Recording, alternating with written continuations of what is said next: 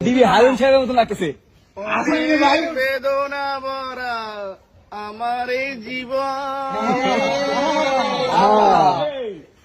আমি আর ব্যথা পেতে চাই না। কষ্ট। আরো কয়টা লাইন কও। অনেক বেদনা ভরা আমার এই জীবন,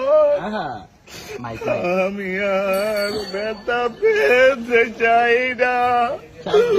অনেক কেঁদেছি আমি এই জীবনে, করুণার পেতে চাই না। থামলে আমরা থামতে গেছি নাকি?